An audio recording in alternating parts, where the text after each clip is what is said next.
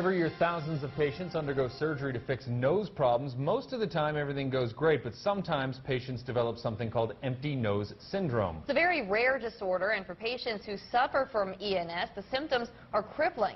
So crippling, some patients end up committing suicide. The problem, doctors can't figure out what's going on. CBS 19's Tomas Harmon is live in the Newsplex with more. Tomas? Tara and Dan, in 2003, Erica Snyder had everything going for her, a loving family, a husband, just a few semesters away from finishing grad school. Then she went under the knife to fix what her doctor called a deviated septum. Now, 13 years later, she has lost everything, all because Snyder developed empty nose syndrome.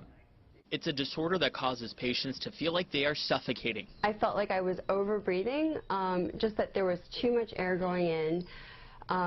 But at the same time, it felt like drowning. It's really hard to describe. Erica Snyder lives with empty nose syndrome. Pretty much 24/7, you think you're suffocating, and you try to distract yourself from that the best that you can. You try to treat it with all of this stuff. She has an arsenal of home remedies to fight the feeling that she can't breathe. I wear breathe right strips to keep my airflow smoother. She's managed to regain some feeling, but she has friends who didn't.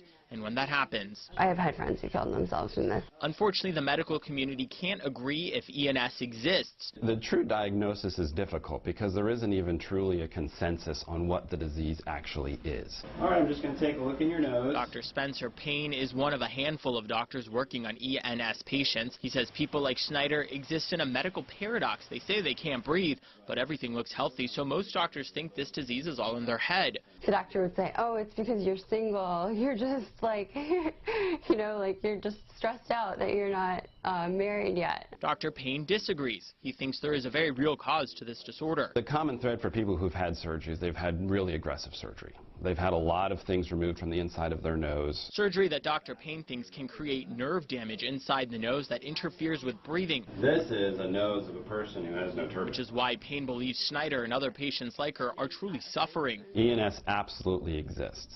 It's just not necessarily certain what that means for every specific patient. And while the disorder has changed her life, Snyder says she is looking to the future. It's just like bad luck. It happened to me, and I just want to help find a way to like prevent it for other people and like help come up with a cure.